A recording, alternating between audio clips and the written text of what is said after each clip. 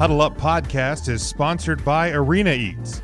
Log on to the website arenaeats.app, that's arenaeats.app, for the ultimate fan experience.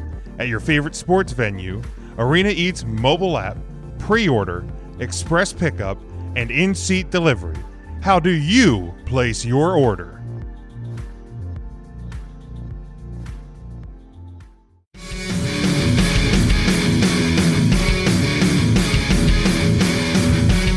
This past weekend was championship weekend in college football, and it was the Sunday the college football playoff rankings came out, the final of the college football rankings, and our top four are Alabama, Clemson, Ohio State, and Notre Dame. So I think Alabama Clemson was a no-brainer, especially given the SEC championship and the ACC championship. Those ones were fairly easy to figure out that's what it's going to be. I think the big question started to come out was, is it going to be Ohio State, Texas A&M, or Notre Dame? And for me, as we've rolled out these rankings every week as they've come out, we've seen Ohio State above Texas A&M. So for me, I thought they won the Big Ten. We know how we feel about the Big Ten kind of changing their rules and standards, but that is what it was. And what they won the Big Ten. I figured they were getting in. So now it came down to, was the committee going to put Notre Dame in, or was the committee going to put Texas A&M in? And for me, I looked at the resumes, and I looked at what Notre Dame had versus what Texas A&M had, and I figured that Notre Dame's resume should stand up. Do you guys think, and Matt, we'll start with you, do you think that the committee got the top four correct? I do.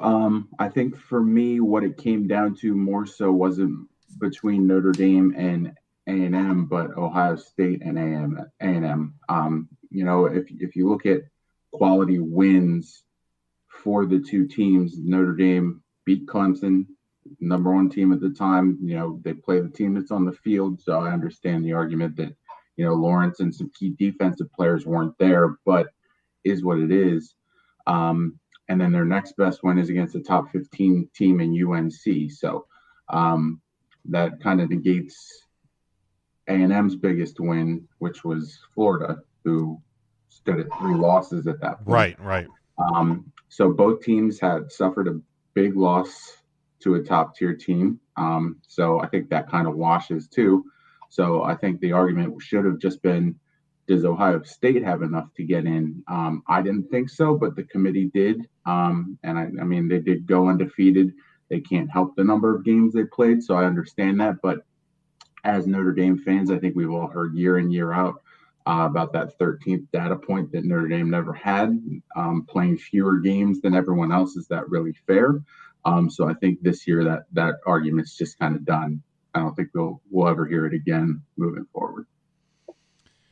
Yeah, I think that's pretty accurate, Sean. Well, I mean, I would certainly hope that Matt's right as far as that data point. I mean, obviously, as Notre Dame fans, we've been tired of that. Like, well, you don't have the conference title game. Like, how do you win any tiebreakers? How do you do? And it's always been absurd to me when you're looking at, we don't have a 13th game, but we have 4 against top 25 teams, and they're all wins. And, you're trying to defend not having a title game. And now, like, in a situation where Ohio State needed a title game to just have a number of games to even begin making an argument, and then to, like, get in, despite all the years where it's like, well, that team's not playing on championship Sunday, or, well, that team only played 9 games, or, whenever there were strange situations, they had a hard time getting these teams in. So for a team to be 3, 4, 5 wins behind, and I get it's a weird season. I get that it's COVID, it's a pandemic, people are getting sick. And was Ohio State's team sick? No, but they play in a conference that set them up to fail. Wound up breaking their own rule for Ohio State, which it didn't sound like they were going to do for Wisconsin. And had they opened that up to Wisconsin earlier in the year, maybe there were some players that, could have been cleared or could have been quarantined more. But once they didn't have it as an option, you don't know how Wisconsin handled their situation once that was done. They had a handful more games that were canceled that maybe they would have found a way to play. So if anybody's upset, I mean, obviously A&M's got to have a gripe with this. But I would say Wisconsin out of the woodwork, how they're not, I don't know if it's just because they're very proud to be in the Big Ten and they're just happy to get whatever share of this pie they're getting. But it's baffling to me that we haven't heard more out of Wisconsin than we have. As far as the Final Four, I'm kind of with Matt. I thought for me it was between Ohio State and A&M, and I believe, Jim, I was talking to you earlier in the week, and I said if I have a vote based on that lack of a resume of Ohio State and one what I'd say as a semi-quality win, you want to call Indiana one, great. But without that ability to have played those other 4 games and not having to deal with the fatigue and maybe make a mistake prepping for a game and overlooking some, there's no risk of that when you're not playing enough games. And for A&M to have come through what the BCS playoffs and all the rankings have always told me is the toughest division in college football. It's the toughest conference. Everyone there is good despite their record. They're all quality wins. If that's the case, then they have a stronger resume than Ohio State. So there's a couple things here that I don't, and Matt, I'm going to disagree about the lack of games. I think once it gets back to everybody playing about the same number, we're going to hear it again. I don't think it's going anywhere. Yeah, because obviously Notre Dame is not going. They're going to be back to being independent next year. So yeah, and I don't know. I would love to figure out a way if Ohio State can get into the Final Four with half as many games. Maybe Notre Dame can get into the ACC title game playing half their schedule in the ACC. I don't know. Maybe that's a way to do it, or just say, hey, you know what? Your conference isn't that great. Why doesn't the winner just play Notre Dame? Or because we've seen this year, it's proven, and I think you're scheduling like a random game. Yeah, I think we've seen that scheduling, because Notre Dame announced their 2-game series with Ohio State back in 2011. That series is in 2023 and 2024. I feel like those days are you're still going to have those, but I feel like overall that landscape is changing because we saw Coastal Carolina and who was it? BYU come together in a matter of days. So why couldn't Notre Dame, after they finish, if they finish 11-0, or and there's a UCF or a Coastal Carolina and both, or a Cincinnati, Cincinnati sitting just a couple spots out, and or in this year's case, Texas A&M, who doesn't have the SEC title game. Why can't Notre Dame and Texas A&M get on the phone with each other and say, I'm not totally sure who's, if we're going to make the playoff, why don't we play this upcoming week? Why can't that happen? Yeah, and I think it's an interesting question, and I hope that the NCAA is open to it. I think you're going to have to look at conference rules.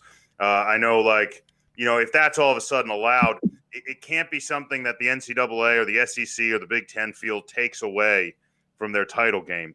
If getting to that title game is like a reward and a tiebreaker, then teams that are earning that, your Ohio States and your Alabamas and the teams that get that benefit most of the years, are going to have a major problem if the teams that just miss can have the same number of games. And then the committee's got to decide, how are we going to count that game if we're supposed to use a championship game as a tiebreaker. I mean, the only real solution would be the championship game's no longer a tiebreaker. It's just you have an extra game. But I don't know. I mean, I'm all for it because I'd like to watch extra football. I do feel like it's going to affect a lot of conversations, and I'm not sure with the NCAA and its loony bird sense of ever-changing rules is going to let that fly. But in extreme circumstances like a canceled game, I don't see him having any problem with it. Yeah, Matt, your thoughts? Yeah, I mean, to clarify and say that people wouldn't say that Notre Dame shouldn't be knocked for the data point, and they said they shouldn't. But but we all But I know think we're going to hear it. Yeah. we all know that they were not. But yeah, I mean, I'm not totally opposed to in the future us just getting that extra game. Playing a team like that. When you have kind of those Power Five schools or the G5 schools that probably won't make it in unless they have a signature win like that. Like let Notre Dame kind of answer that question, like UCF years ago, who thought that they should have been in despite not playing anyone. By the way, is getting pummeled by BYU right Right. now. Yeah. So Now, absolutely obliterated. UCF was having a down year. This year Right. obviously was Cincinnati, I think, is the team in question. So I'm curious to see. I forget what bowl game they got into, but I'm curious to see what they do, because that's always been the thing, is when these Group of Five schools that say we deserve to be in, and then they get to a bowl game and they get throttled, and it's like Right. That's why you didn't get in. I'm not trying to slight them, but that's what happens. And I think what we saw on Sunday when Cincinnati, right, wrong, or indifferent, that this is an argument for a different day. Cincinnati's at 7. What if there was going to be a year that a Group of Five team was going to get in, it was going to be this one. And the fact that they were sitting at 7, they're not even in the conversation. No, they're not. So I think what it proves is under the current 4-team system, unless a lot of teams at the top, every team at the top has at least one loss, they're not getting in.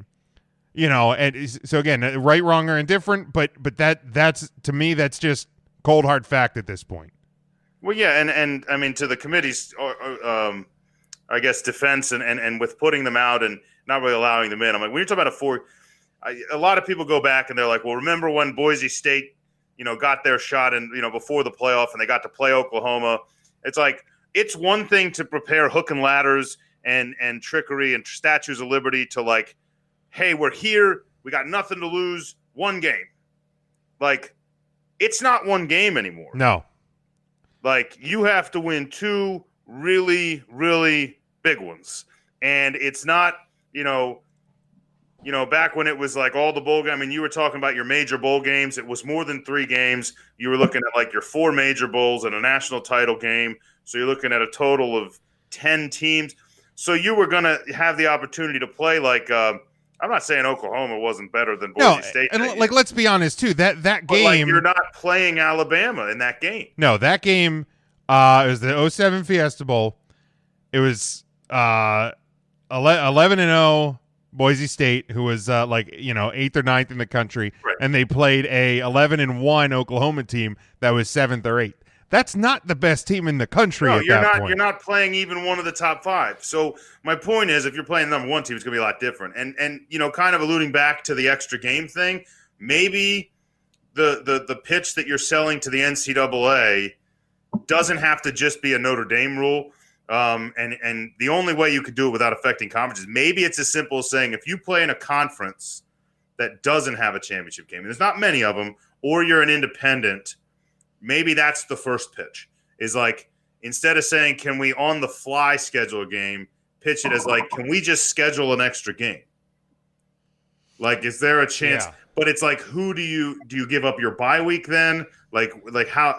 I mean, there's a lot of question marks there. But maybe it's as simple as saying you're not limited to 12 games or whatever the number is. If you don't have a conference title game available to you, you could schedule an extra game, and maybe Notre Dame makes that their Navy game, or their like a military game, like an independent, something like that. And then they get a chance to schedule another ACC team in the middle of a schedule or something else. Yeah.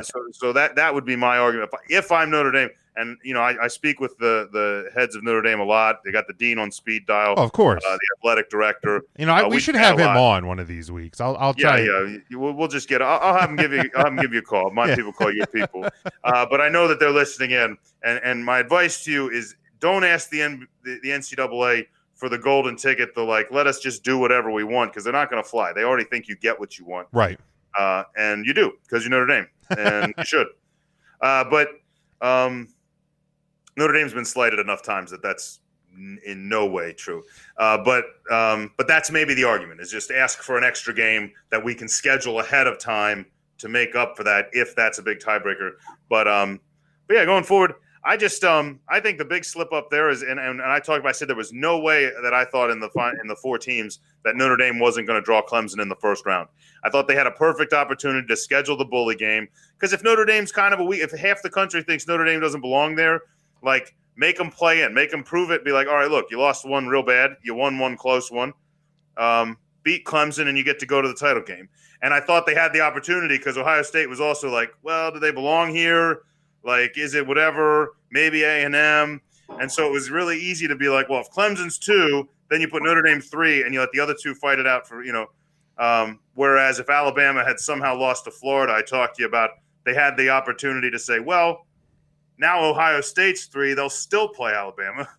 Sure. Sorry, A&M. Put Clemson at 1. 1 Clemson for Notre Dame. Yeah. They had the opportunity, based on where things were going into that SEC title game, to set up Clemson Notre Dame either way.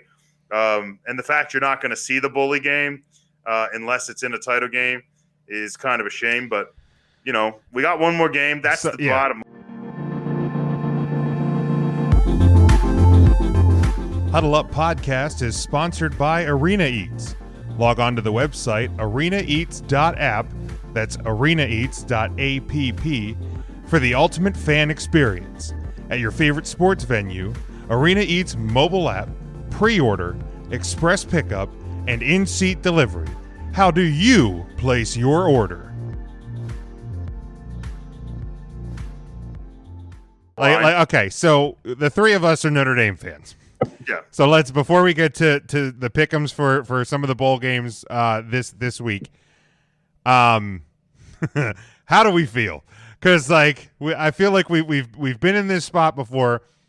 I felt like Saturday was going to be different, and then for me, I felt like the moment that my stomach turned and I knew that it wasn't was when we had the interception. It came down and missed the field goal.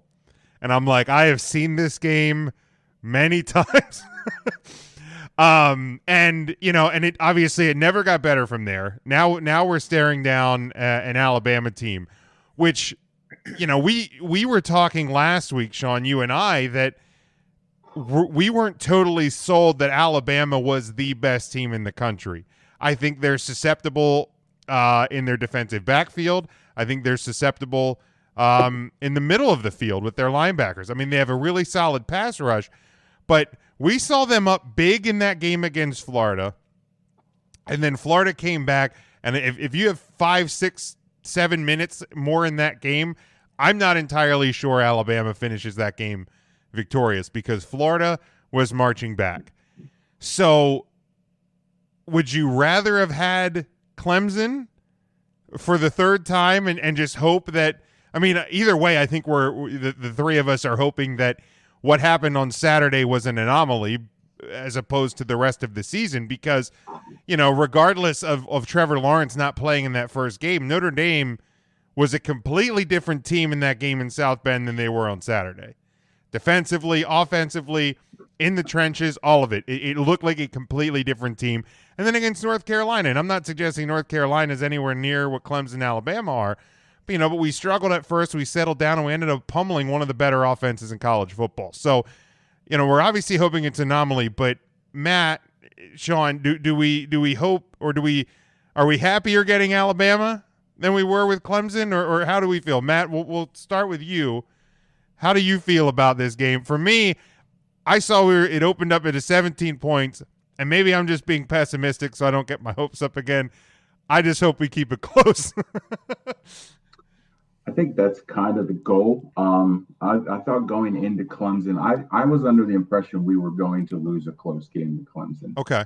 And for all intents and purposes, we probably should have lost a close game. The missed chip shot, and then the next series where we go on 4th and it just hits him in the hands. That was my moment where I was like, this is it. So, I mean, that's points we're just leaving off the board there. So, we still probably lose by about 10-14 if we don't mess up right there. But I mean, I thought it was going to at least be a respectable game. So with that being said, if we want to believe that this is the year Notre Dame can do it, they were going to have to go through Alabama anyway.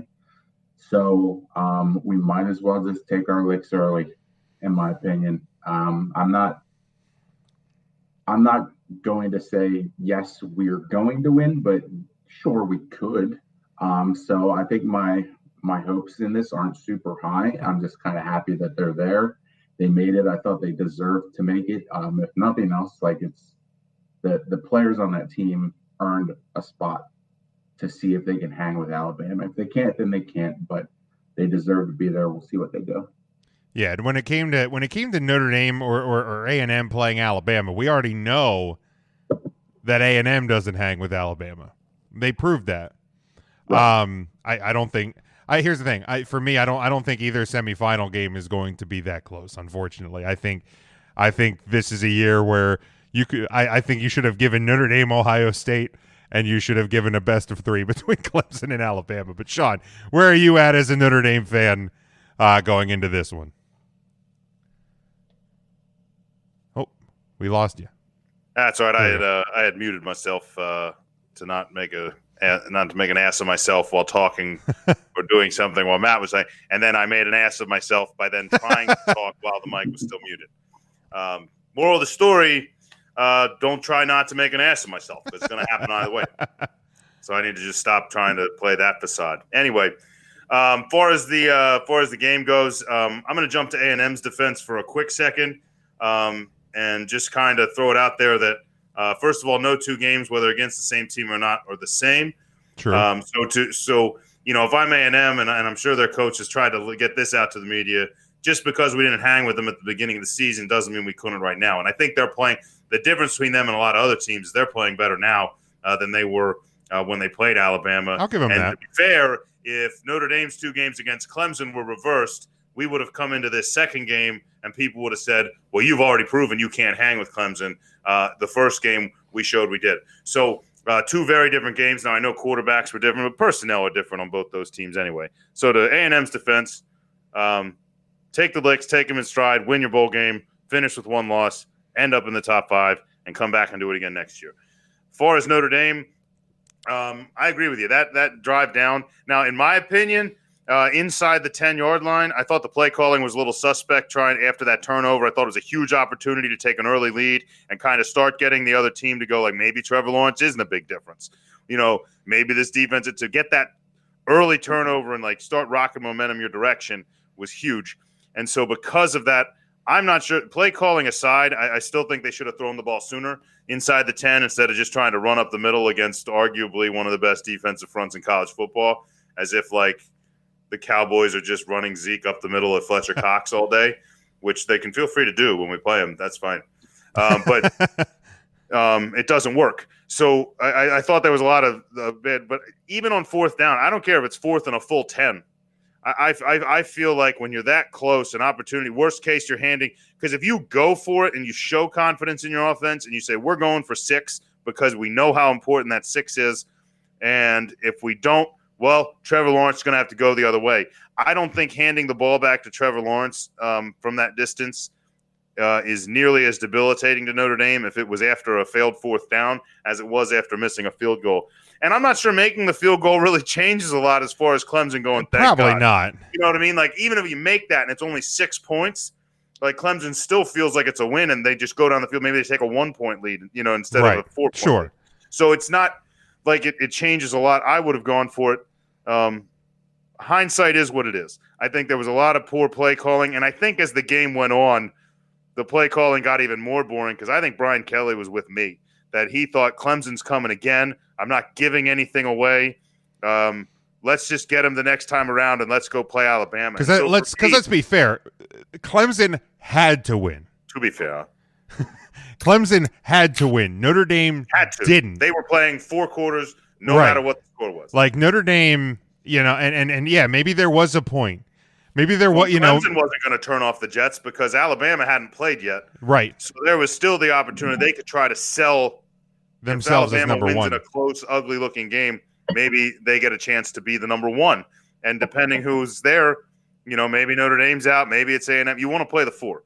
Like, you wanted to make sure you weren't drawing Alabama. Like, if Alabama Right, somehow lost, they weren't going to fall all the way to because 4. A&M had a big win over Tennessee. Now I get Tennessee Yeah. finished 3-7 or whatever it was, but like it was better than Northwestern. Right, it was a big margin, and maybe there's that argument there that A&M jumps in, and maybe the committee finally thinks that A&M's better than, because Ohio State was a 20.5-point favorite and they won by 11. So maybe there's an argument that we can't not put them in, but maybe they go for it. So Clemson had to win, Notre Dame didn't, and maybe there's a point where they go, all right, let's go in preseason mode and let's just go easy.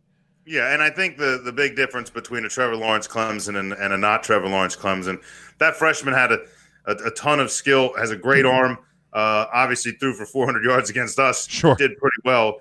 The big difference, though, is when you're playing against Trevor Lawrence, and you saw it this weekend, is what he does for that team is when you don't capitalize on Clemson's mistakes and you start making them yourself, you're going to get away with it a lot less times with Trevor Lawrence at the helm than you are with anyone else.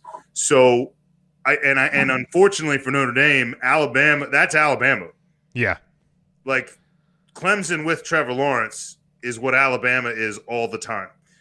Like, you have to play a perfect game pretty much. Give you the ball, like if they're just going to go here at the 50-yard line, go ahead and do what you want with it. You got to get 7. You better find a way to score. I don't care if it takes you 2 fourth-down conversions to get it in the end zone. You better figure out how to do it, because Nick Saban is not going to make that mistake a second time. And unlike other years, I don't think other years where Clemson shocked the world. The other year won the national title over Alabama, and people said, "Wow, Clemson is better than." Like, the whole year nobody thought anybody could be better than Alabama. And this year, I think there's still kind of that mentality. This year, I think that's correct. I feel like Alabama is pound for pound and top to bottom better than Clemson this year. I think Clemson's younger. You don't have quite the same. The defense is still good, but their secondary is a little more beatable. I think the actual pass rush isn't quite as good. It's still very good, as Ian Book could attest to, but it's not quite that presence that you felt down in the swamp, in years past. And when Deshaun Watson played there, that defense was disgusting. They're still a very good team. Sure. But I would have much rather played the bully against them, only because now you're rolling in. Because to get the bully match, it's someone you've seen twice. Right. You know what you have. They have held some things back from, with an opportunity to play again.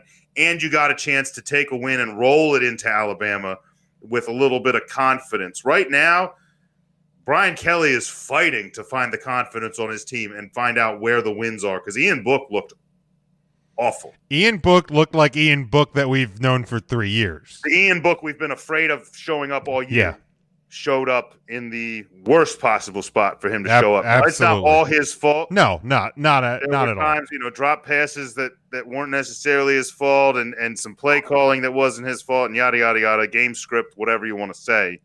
But Brian Kelly better find a way early against Alabama to get him comfortable, whether it's screen passes, runs, whatever I would ask Ian Book, what kind of plays do you want to run? I'm not going to guarantee it every play of the first few drives, but we're going to sprinkle them in, because I want him to feel as comfortable as possible. Even if you fall down by 2 scores, I want him to know that you have his back. Otherwise, he's just going to crumble into the Ian Book that we know, and I'd like him to get a chance to kind of vault into the NFL draft. But yeah, no, I don't think it's as good of a draw.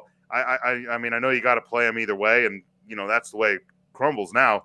But I much rather would have had an opportunity to play a team we know a little better and try to roll that into Alabama, because right now the tide's rolling.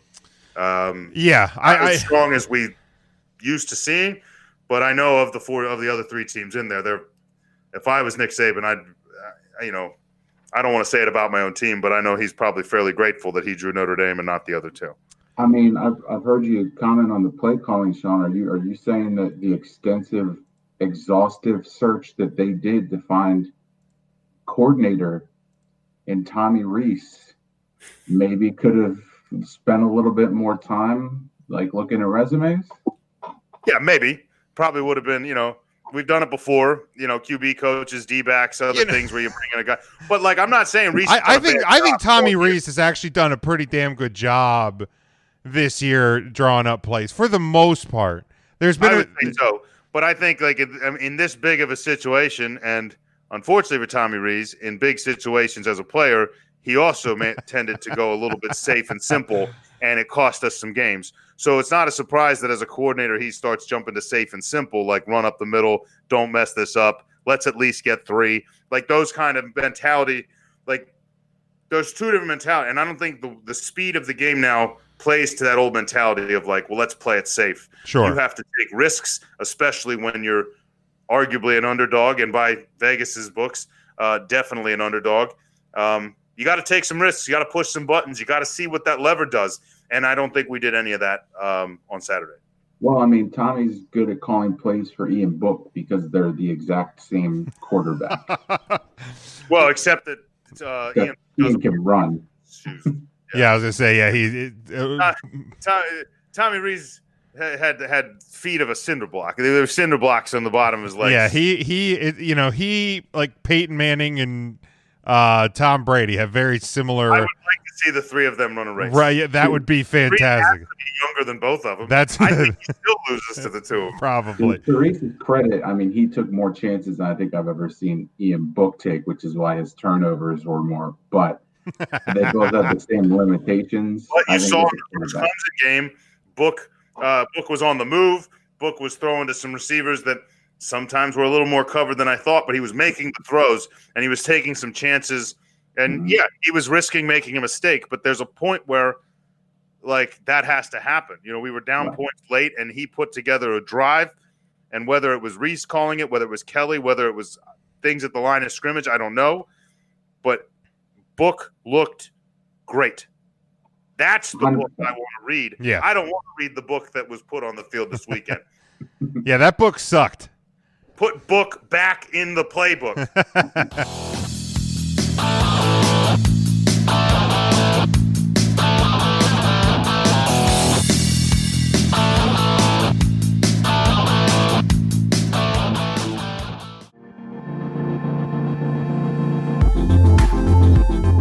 Huddle Up Podcast is sponsored by Arena Eats. Log on to the website arenaeats.app, that's arenaeats.app, for the ultimate fan experience. At your favorite sports venue, Arena Eats mobile app, pre-order, express pickup, and in-seat delivery. How do you place your order?